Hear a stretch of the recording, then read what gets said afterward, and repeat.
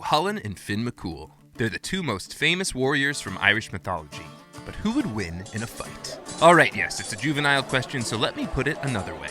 Of these two great Irish heroes, these two champions, who is the GOAT? Who is the greatest Irish hero of all time? That's what we're going to find out over the course of the next 12 rounds. In each round, Chulainn and Fionn McCool will be judged on a specific attribute or accomplishment. The hero who wins the most rounds will be crowned the GOAT. It's as simple as that. So pull up a chair and prepare yourself for a head-to-head matchup that has been centuries in the making. A battle of mythical proportions. Literally. Let's get ready to Irish myths. I'm so sorry. Round 1. Origin story. Chulainn slays Cullen's hound. Before he was Chulainn, he was Setanta. As a 12-year-old, Setanta and his family are invited to feast at the ring fort of a blacksmith named Cullen. Arriving late, the gates of the fort closed for the night, the young Setanta finds himself staring down the jaws of Cullen's vicious guard dog. What's the boy's next move? According to one account, he tears the hound asunder. Yikes. In another version of Chulainn's origin story, the death of Cullen's hound is accidental. Rather than squaring off against the dog, Setanta is swinging a hurling stick, aka a hurley or come on, and hits a hurling ball, aka a sliotar, so freaking hard that it goes down the dog's throat, killing it. In both versions of the story, Setanta ends up serving as Cullen's guard dog until a new one can be trained, and he is henceforth known as the Hound Cu of Cullen, or Chulainn. Fionn McCool eats the salmon of knowledge. Before he was Fionn McCool, he was Demna. Demna is raised in secret, as his father Cumhaill, the former leader of the Fianna, the Irish Warrior Society, more on them later, has made enemies with a rival clan. Demna's uncle sends the boy to be educated by the druid and poet Finnegas, who for years has been trying to catch Fintan, the salmon of knowledge. When Finnegas finally catches the magical fish, he instructs his underling to cook it over the fire. The boy burns his thumb on the fish's roasted flesh, and he sucks his thumb to soothe the burn. Bada bing bada boom, Demna is imbued with all of the world's knowledge, and Finnegas bestows upon him a new name, Fionn, meaning the fair one or the bright one. The winner, Chulainn. Look, at the end of the day, Fionn McCool burns his thumb on a magical fish. Chulainn, at the age of 12 no less, kills a vicious hound and then takes the hound's job. The point goes to Chulainn. Round 2, Ancestry. Chulainn is descended from the gods. Chulainn's mother is Dectira, the daughter of the druid Caha and the demigod Maga. Maga's father was the Irish god of love, Angus Og. Right off the bat, we've established that Chulainn's maternal grandfather is a god, so even without the whole Lugh incident, Chulainn would have had some divine DNA. That incident, by the way, involves Dectira being whisked away on the eve of her wedding. She is betrothed to Sultan Macroth by a mysterious flock of birds. The birds carry her and 50 of her handmaidens to the Otherworld. There, it can be assumed some hanky-panky takes place because when Dectira returns from the Otherworld, she has a baby with her, Lugh's baby, Setanta, who will later become known as Chulainn. Fionn McCool is descended from royalty. John O'Hart's 1892 work Irish Pedigrees traces Fionn McCool's paternal line all the way back to Adam, as in the first human ever according to Judeo-Christian tradition. Along the way, there's Mil España, king of Spain, namesake of the Milesians, as in the Milesian invasion of Ireland, and Queen Scoda of Egypt, namesake of Scotland, as in, the country of Scotland. Then there's Fionn McCool's maternal line, which is arguably just as interesting. Finn's mother is Myrna of the White Neck, daughter of the druid Ta Macnuada. Occasionally, Ta's father is erroneously cited as being the High King Nuada Necht, but Nuada Necht is actually an ancestor of Fionn on his father's side. So that leaves one of the two other Nuadas from Irish mythology. Nuada, the chief druid of the High King Cahir Mór, the latter of whom also happens to be an ancestor of Fionn, or Nuada of the Silver Arm or Silver Hand, the first leader of the Tuatha Dé Danann, the Irish gods. The winner, Fionn McCool. Who doesn't like an underdog? The Hound of Cullen is not that. He's your classic demigod, with scholars even dubbing him the Irish Achilles. Fionn, meanwhile, is essentially human and a much more relatable Irish character. Instead of inheriting super strength, he inherits all of his father's problems. Round 3, Historicity. Chulainn's reality is lost in legend. So here's the deal. It's possible that beneath the grandeur of the mythical Chulainn, there is the seedling of a real person. Assuming that person did, in fact, exist, he would have lived sometime around 200 BCE, or the late part of the 1st century BCE, according to Julian Osborne McKnight. That's the era when most of the stories of the Ulster Cycle, aka Red Branch Cycle of Irish mythology, take place, during the reign of King Conor MacNessa. However, as Seamus McManus put it, quote, "The memory of this hero has run the gauntlet of strange vicissitudes in Ireland, causing his reality to be lost in legend," end quote. Fionn McCool is not a figment of the ancient poet's fancy. Here's Seamus McManus's take on the historicity of Finn and the band of warriors that he led, the Fianna, aka the Fionn. Quote, Finn and the Fionn were not figments of the ancient poet's fancy. The man Finn lived and died in the 3rd century of the Christian era. The Four Masters chronicle his death on the Boyne under AD 283, though he must have died some years earlier. End quote. That is a pretty decisive declaration, and when we look at the time frame of the Fenian Cycle of Irish mythology when Finn's exploits occur, the timing lines up. Chulainn Osborne McKnight writes that Finn McCool was, quote, the leader of the Fenian warriors of Ireland in the 2nd and 3rd century AD, end quote. There are indeed a slew of respected Irish and Celtic scholars, including the 17th century Irish historian Geoffrey Keating and the late 19th/early 20th century German Celticist Henrik Zimmer, who argue that Finn was based on a historical figure. Zimmer, for example, equates the Finn of Irish mythology with the 9th century Norseman Cumhaill, who was based in Munster and given the Irish nickname Finn the Fair. The winner, Finn McCool. No, this category isn't really fair since Finn is theoretically closer to us in time than Chulainn, thus it makes sense we'd have more evidence of Finn's supposed existence. What's more, in my view, mythology should really be considered and enjoyed on its own merits, as its historicity or lack thereof is largely irrelevant in regards to its cultural value. But hey, this is a competition. Finn gets the point. Round 4. Superpower. Chulainn can unleash the Rhea Strad, War Spasm. While heroes from Irish and Celtic mythology are often described as being tall, strong, and attractive, Chulainn does not fit that description. As Chulainn Osborne McKnight explains, quote, the men of Ulster were tall in general, but Chulainn is short with a bulbous nose and wild, frizzy red hair that forms a halo around his head. End quote. However, when Chulainn goes into battle, everything changes. He unlocks his superpower, the Rhea Strad, making him both frightful and invincible. Here's how Osborne McKnight explains Chulainn's transformation. Quote, he grows to 9 feet tall. Blood spurts from his forehead. One of his eyes bulges from its socket. His head can turn 360 degrees like the head of an owl. Once he enters the War Spasm or Rhea Strad, he cannot be defeated and is impossible to calm down. End quote. To be fair, it isn't impossible to calm Chulainn down after he enters his War Spasm. In the myths, they simply stick him in 3 barrels of ice-cold water, the first of which explodes, with the second barrel the water boils, and with the third the water merely grows warm. Finn McCool can invoke the Tín Leda, hidden knowledge. We have Google Finn McCool as Tín Leda. Whenever he needs a crucial bit of information, e.g. how do I get my revenge against my enemies, Finn chews on his thumb and recites an incantation. The hidden knowledge he's seeking is then revealed to him, presumably by the gods. That's the power of Tín Leda, which literally translates to something like cracking open the nuts. Remember Finn's origin story with the accidental ingestion of the salmon of knowledge after his accidental thumb burning? Well, that salmon had eaten the nuts of knowledge, hence Finn's burnt thumb becomes known as the thumb of knowledge. Although in another version of the story, it's the tooth of knowledge, aka his wisdom tooth, that gives Finn his power. Side note, St. Patrick is said to have banned Tín Leda in his day, arguing that acquiring knowledge through divination required, quote, giving offerings to demons, end quote. The winner, Chulainn. Sucking your thumb and asking for help is not as cool of a superpower as turning into the Incredible Irish Hulk. Yes, this is a reductionist take, but I stand by it because this is a long list and I don't have time to psychoanalyze all of my decisions. Granted, if I were to say a little bit more, it would be that I think Chulainn's superpower is simply more cinematic. It's not that I think brawn is superior to brains, it's that my lizard brain would much rather watch a hero turn into a 9-foot-tall monster in a hypothetical Irish mythology-based fantasy movie than watch one use a divine search engine. Round 5. Weapons. Chulainn wields Cruadin Catuhin and the Gaebolg. Also known as Sock Sword, Cruadin Catuhin, the hard-headed steeling, could cut a hair off a man's head without touching his flesh. But more impressively and disturbingly, it could cut a man in half without either half knowing what had befallen the other. Moving on. There are 2, let's call them minor spears that Chulainn uses in the myths. One is the spearlet Cletine, which he uses to kill so many warriors that Maeve, the Queen of Connacht, sends a bard to request it from him under the grounds that one must never refuse a gift requested by a poet. Spoiler alert, it doesn't end well for the bard. The other of Chulainn's minor spears is the Delclis, which Chulainn famously uses to kill the 3 sons of Nectin Skene while riding in his war chariot. The name Delclis makes a lot of sense, as the lowercase Delclis originally referred to a split piece of wood and later became the name for a charioteer's goad or spur.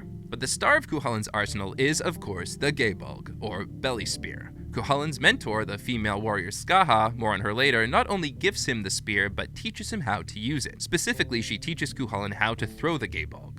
with his foot. It might sound a bit silly, but this weapon, I assure you, is no joke. Also known as the barbed spear, the gaebulg makes a single wound when entering the body of an enemy, but once inside, 30 barbs pop open, inflicting gruesome damage. Finn McCool wields the Mac an Luan in the Spear of Fianna. It's said that Finn McCool only used the sword Mac an Luan in times of the greatest danger, as the sword never had to cut twice. It killed with every stroke. It's possible that the sword's name, Mac an Luan, son of the spear, is a reference to the Luan Celthair, an enchanted venomous spear that originally belonged to the Tuatha Dé Danann and was later wielded by the Red Branch warrior Celthair. Scottish poet James Macpherson presented an alternate origin and name for the sword, son of Luno. In Macpherson's account, Luno is a smith of Lachlan whom Fingal, the Scottish version of Finn, chases across the waves for 10 days before catching him at the Isle of Skye and forcing him to make the sword. For this reason, Mac an Luan is also sometimes called Son of Waves. Finn's spear of Fianna, also known as the Burga spit spear, is another one of those enchanted venomous spears that are all the rage in Irish mythology. Finn famously uses the spear on Samhain to defeat the fire-breathing monster Elaine, but not in the way you might think. I'll tell the rest of the story in round 8. The winner, Chulainn. This was a close one, but in the end, the gaebulg pushed it over the edge. The barbed spear is arguably the most famous weapon in all of Irish mythology. The only real competitor for that crown is the Clive Solish, the Sword of Light, which belonged to Nuada of the Silver Hand. Round 6, Mentor. Chulainn's mentor is the warrior Skaha. Skaha Nuanade, also known as Skaha Buanand, Victory, is regarded as the most highly skilled warrior in Irish mythology, which is funny because she's Scottish. Skaha lives on the aptly named Skaha's Island, Skaha meaning shadowy, which most scholars believe to be the Isle of Skye, part of Scotland's Inner Hebrides archipelago. The island is home to Skaha's military academy, where many of Ireland's heroes received their martial arts training. Chulainn is Skaha's most famous student. To quote Peter Beresford Ellis, Skaha taught him his famous battle leap and also gave him the gaebulg, the terrible spear. Chulainn trained with her for a year and a day, during which time her daughter, Uatak, became his mistress. Later he joined her in her expedition against her sister Aoife, reputed to be the strongest of female warriors. After her defeat, Aoife became Chulainn's lover and bore him a son, Conlay. End quote. Finn McCool's mentor is the druid Bavmal. Before Finn gets his fingers fried on Finnicus's fish Fintan, the exiled youth lives in the woods of Slieve Bluma, the Slieve Bloom Mountains, with his aunt, the druidess Bavmal, and her female partner, Liath Luachra, the Grey One of Luahair. Both women are described as great warriors, and they are the ones responsible for molding the lump of clay that was Demna into a lean, mean 7-year-old fighting machine that would go on to become Finn, the Fair One. To quote Lady Gregory, they gave him good training in running and leaping and swimming. One of them would run round a tree, and she having a thorn switch, and Finn after her with another switch, and each one trying to hit at the other. And they would leave him in a field, and hares along with him, and would bid him not to let the hares quit the field, but to keep before them whichever way they would go. And to teach him swimming, they would throw him into the water and let him make his way out. End quote. Yeah, it was quite the Spartan upbringing. The winner, Finn McCool. Chulainn goes to the best of the best for his martial arts training. Boring. Finn, meanwhile, must rely on the goodwill of friends and family members. No, his Aunt Bavmal doesn't run a renowned military academy, but steps into his life as a sort of Aunt May type character, if Aunt May were a Celtic warrior. Although maybe she's more of an Alfred? Okay, I got it. She's a mix of Alfred and Wonder Woman. She's a teacher and a protector, training Finn in secret while hiding him from his father's enemies. Chulainn, meanwhile, fast times at Ridgemont Highs his way through his training with Skaha. The point goes to Finn. Round 7, Sidekicks. Chulainn's sidekick is his charioteer Leg. Leg drove Chulainn's two famous horses, the Black of Sangland and the Grey of Macha. During Chulainn's final battle, the charioteer dives in front of a spear intended for his master, proving his loyalty by paying the ultimate price. Dubbed the King of Charioteers, Leg also takes on the duty of teasing and taunting Chulainn during battle so that the champion can become enraged and his superpower, the Riestrad or War Spasm, can be unleashed. So what kind of stuff does Leg say to get Chulainn to go full berserker mode? And I quote, "Alas, indeed the warrior who is against thee casts thee away, as a lewd woman would cast her child. He throws thee as foam is thrown by the river. He grinds thee as a mill would grind fresh malt. He pierces thee as the felling axe would pierce the oak. He binds thee as the woodbine binds the tree. He darts on thee as the hawk darts on small birds, so that henceforth thou hast not call or right or claim to valor or bravery to the end of time and life, thou little fairy phantom." End quote. Finn McCool's sidekicks are his dogs, Bran and Skewlin. Finn McCool has two trusty canine companions who also happen to be his nephews. Bran, whose name means raven, and Chulainn, whose name means silver, stand as tall as Finn's shoulder. Both dogs are mostly white with blue feet, have crimson tails, and purple haunches. They appear throughout the Fenian Cycle, accompanying Finn on his hunts. Unfortunately, Bran goes the way of Old Yeller, sort of. Finn puts the dog down to stop it from killing a fawn that is actually Siv, daughter of the Tuatha king Bob Derg, and future mother of Finn's son, the poet Oisin. In another somehow even sadder version of events recorded in the Chase of Thrush Glen, it is Chulainn who dies while pursuing a doe, and then Finn strikes Bran in an impulsive moment, and Bran throws himself into a river. Yay, Irish mythology. The winner, Cumhaill. Dog may be man's best friend, but a good charioteer is so hard to find these days. The point goes to Cumhaill. Round 8. Greatest victory. Cumhaill defends Ulster from Maeve's army. Sure, in the myths, Cumhaill has a grueling multi-day duel with his best friend and foster brother Ferdiad, and his slaying the sons of Nectin Skina is a real headline grabber. But if I had to pick one battlefield victory that sealed Cumhall's fate as a legendary warrior, it'd be his solo defeat of the army of Maeve, Queen of Connacht. Here's what happens. Having heard stories about the famed brown bull of Cooley, Maeve decides she wants it for her own herd. She convinces her husband, Ailill Mac Mata, King of Connacht, to help her lead an army into Ulster. This is the setup to the Tonbo Cooley, or Cattle Raid of Cooley, arguably the most famous epic in Irish mythology, and one that is sometimes referred to as the Irish Iliad. Anyway, when Maeve's army arrives in Ulster, the war goddess Macha, often considered to be an iteration of the Morrigan, debilitates Ulster's defenders, the Red Branch warriors, by cursing them to feel labor pains. Only one warrior is immune, the 17-year-old Cumhaill. Cumhaill fends off Maeve's entire army by himself until his comrades recover and come to his aid. It is an impressive feat, to be sure, single-handedly holding an army at bay, although as Julian Osborne McKnight points out, the rules of engagement ensured Cumhaill didn't have to fight all of Maeve's soldiers simultaneously. Quote, fortunately, ancient Ireland had an honor code of hand-to-hand combat, so much of the time, Cumhaill is going up against warrior after warrior on his own strength. However, his own strength is rather unusual. End quote. Finn McCool defends Tara from a fire-breathing monster. As is the case with Cumhaill, Finn McCool is the victor of many an important battle. For example, during the Battle of Ventry, which is immortalized in the story Cab Finatra, Finn's Stand, Finn defeats Dair Don, the so-called king of the world.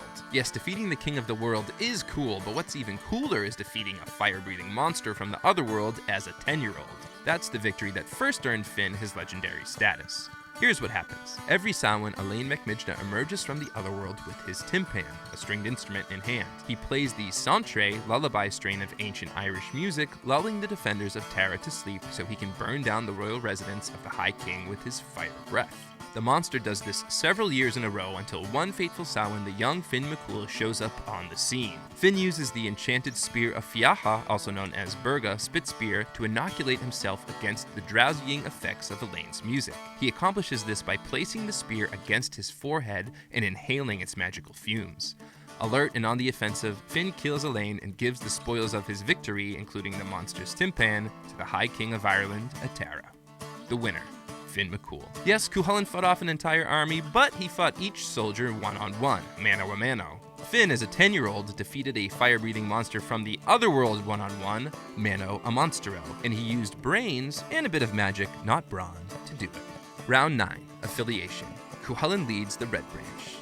Headquartered in Eamon Macha, a location that may correspond to Navan Fort near modern-day Armagh, the Knights of the Red Branch serve under King Conor MacNessa and are tasked with defending Ulster. Known as Crav Rua in Irish, the Red Branch was possibly named for the group's founder, Ross the Red of Ulster. However, many scholars believe that Ruad might actually be a mistranslation of Rai, meaning king, which is why the Red Branch was once commonly known as the Royal Branch. A person who wishes to join the Red Branch starts training at age 7, and this is true of Cumhaill. Before becoming the leader of the Red Branch Knights, he is a member of the Boys' Corps at Eamon Macha, which consisted of, quote, 350s of sons of chieftains and kings. Finn McCool leads the Fianna.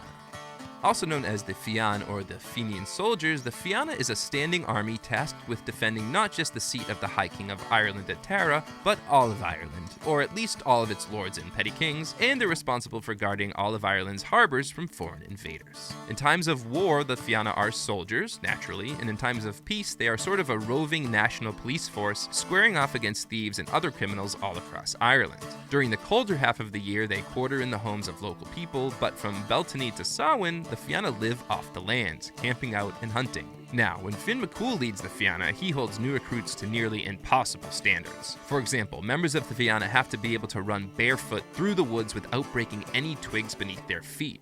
And they have to be able to fend off arrows with tiny forearm shields while standing in waist-high ditches. There are also epic poems that need memorizing and families and lands that need abandoning. But even with all of the aforementioned conditions met, there are still 4 gisa, i.e. bonds or taboos, that must be placed upon new recruits in order for them to become official Fianna members. These are as follows. 1. He shall marry his wife without portion, choosing her for her manners and her virtues. 2. He shall be gentle with all women. 3. He shall never reserve to himself anything which another person stands in need of. 4. He shall stand to fight at all odds, as far as 9 to 1. The winner, Finn McCool. Ultimately, the Red Branch Knights and the Fianna are very similar groups that set similarly high expectations for their members. As Seamus McManus writes, quote, "It should be remarked that the high ethical code of the Red Branch Knights in the day of Christ was not any more admirable than the code of justice and honor observed now 2 centuries after by the Fionn." End quote. But I'm giving this one to Finn and the Fianna for both their chivalry and the broader scope of their responsibilities, i.e. protecting all of Ireland, not just Ulster. Round 10. Love life. Cuchulainn woos Emir. Cuchulainn's most famous love interest in the myths is Emir, daughter of Forgal the Wily. The romantic entanglement forms the basis of the Ulster Cycle tale, the Tochmarc Emir, or the Wooing of Emir, in which Forgal, who is not a big Cuchulainn fan, attempts to delay the wooing of his daughter by sending Cuchulainn off on a hopefully impossible quest to train under the Scottish warrior woman Skaha, who we learned about in a previous round. To recap, after sleeping with Skaha's daughter, Uatak, Cuchulainn goes on to have a son with Skaha's sister, Aoife. This is all during the alleged wooing of Emir, mind you. Then when Cuchulainn goes back to Ireland and Forgal still refuses to grant him his daughter's hand in marriage, well, yeah, that doesn't turn out so well for Forgal, and long story short, the wedding goes on without him alive. And Cuchulainn and Emir live happily ever after. Until Cuchulainn cheats on her with Blatnat, wife of the Munster king Curoy, a king whom Cuchulainn ultimately kills to get out of the way of their relationship. But Curoy's bard avenges his death, sort of, by grabbing the queen and jumping over a cliff with her. Then Cumhaill and Emir live happily ever... Oh, right. Cuchulainn cheats on Emir again with Fand, the Pearl of Beauty, a literal goddess and wife of the sea god Manannán mac Lir. But then, after Cuchulainn lives with Fand in the Land of Promise, Tir na Nigri, for a month, everyone's pretty happy. And did I mention Conlay, the son Cuchulainn has with Aoife, comes to Ireland at some point, but Cuchulainn doesn't recognize him right away, so he kills him in one-to-one combat, because that also happens. Finn McCool pursues Grania. We discussed Finn's first love interest, Sieve, in an earlier round when he discovers her in the form of a fawn in the woods and one of his dogs tries to bite her and Finn has to... No, I'm not telling this story twice. It's too sad. Just know that later Sieve appears to Finn as a human and bada bing bada boom she gives birth to their son, Oisin, the famed Irish poet. But perhaps the most well-known of Finn McCool's love interests is Grania, of the Pursuit of Diarmid and Grania fame.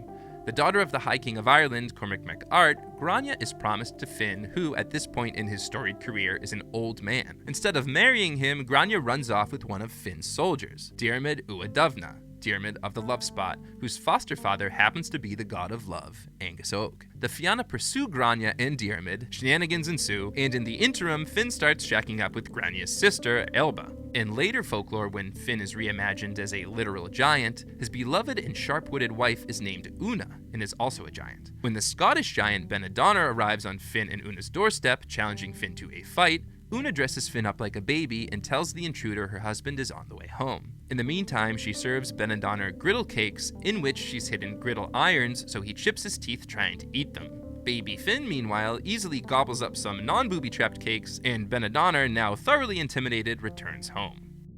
The winner, Finn McCool. Both fellas find their fair share of love, but Finn comes across as slightly less of a philander. Also, I feel bad about his dog. Also, the Una dressing Finn up like a baby story is priceless. Round 11. Death. Cuchulainn straps himself to a standing stone. Mortally wounded and staring death in the face, Cuchulainn ties himself by his girdle to a Celtic standing stone so he can keep fighting and go down swinging. a defiant but not entirely unexpected end for the 27-year-old hero. Some 2 decades earlier, the druid Cava had prophesied that Cuchulainn would live a life of unparalleled excitement and glory at the expense of its longevity. And on the eve of his demise, Cuchulainn himself had a premonition of sorts. To quote Peter Beresford Ellis, just before Cuchulainn's death at the Pillar Stone, he had a vision of Emin Macha in flames and Emir's body being tossed over the ramparts. He hurried to Dún Díalgan and found her alive and well, but it was a forewarning of his own impending doom.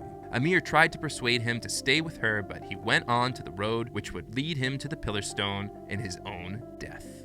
End quote. After Cuchulainn's death, no one dares go near his body until they see ravens picking at it, so they can be sure he's dead. These ravens are likely representations of the Irish war goddess, the Morrigan. Finn McCool dies in battle. Or does he? This one is up for debate. Some accounts say Finn McCool is killed by one of his own soldiers, Achliach. This happens while Finn is attempting to quell an uprising among the Fianna at Athbria on the River Boyne. Another account follows a popular Celtic motif in saying that Finn is still alive. He's waiting in a cave, waiting to jump back out onto the battlefield if Ireland ever needs him. All one has to do is find the Dord Fionn, the hunting horn of the Fianna, and give it 3 toots. Then Finn McCool will return. The winner, Cuchulainn. Yes, the Finn is still alive ending is fun and gives off King Arthur vibes, but Cuchulainn tying himself to a rock is drama at its finest. Speaking of King Arthur, round 12, influence/reach. Cuchulainn inspires Arthurian legend. Cuchulainn appears not only in Irish mythology but in Manx and Scottish mythology as well. In fact, there's a mountain range on the Isle of Skye, the Chulainn, that is named for the Irish hero. However, perhaps the most prominent display of the hero's influence can be found in the story Brickrew's Feast, or Fled Brickrin. In it, the trickster Brickrew promises the hero's portion of his feast to 3 different warriors. Their pride and rumbling stomachs on the line, the warriors engage in a series of contests. When a giant arrives wielding an axe, the stakes are raised considerably. The giant challenges the warriors to take a swing at him with the axe on the condition that he be able to return the favor.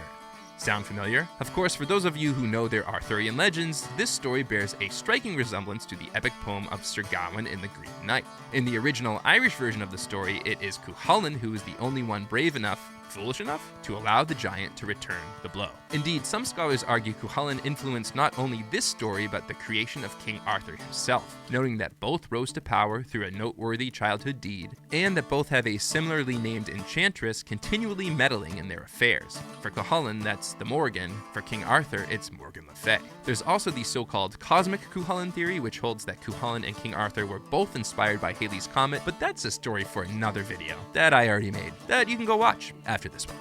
Finn McCool keeps getting photocopied. While often thought of as a quintessentially Irish hero, Finn McCool does have cognates in other Celtic cultures. For example, he shows up in Scottish mythology as Fingal, which means white stranger in Scots Gaelic, and in Welsh mythology as Gwyn, which, like the name Finn in Irish, means fair, white, or bright in Welsh. Granted, Gwyn isn't exactly a cognate of Finn McCool, but the latter likely inspired the former. How do we know this? In addition to sharing a name, the heroes share an ancestor. In Welsh mythology, Gwyn's father is Nud, cognate with the Irish Nuada. As we established earlier, in Irish mythology, Nuada is Finn's grandfather. Finn also shows up in Manx mythology, and in folklore he is credited with creating the Isle of Man itself, which he accomplishes accidentally after hurling a big chunk of clay and rock into the Irish Sea during his battle with the aforementioned Scottish giant Benadonner. The winner. Draw. Cuchulainn may have inspired one of the world's most well-known legendary figures. Meanwhile, Finn evolved into a legendary figure in his own right. This one's too close to call. It's a draw, which means Ireland's champion of champions, the GOAT of Irish mythology, is Finn McCool. The final score was Finn 6, Cuchulainn 5, with 1 draw. What do you think of this result? Let me know if I got it right or wrong in the comments. Truth be told, I actually arrived at a different result in the original version of the battle I published over on irishmyths.com, and you can still read that version over there. And if you want to learn more about Irish and Celtic mythology and folklore, definitely go ahead and subscribe, and you can also pick up a copy of one of my Celtic pocket guides if you so desire. As always, my name is I.E. Kneverday, editor of the short story collection Neon Druid and creator of irishmyths.com. Thanks for coming out.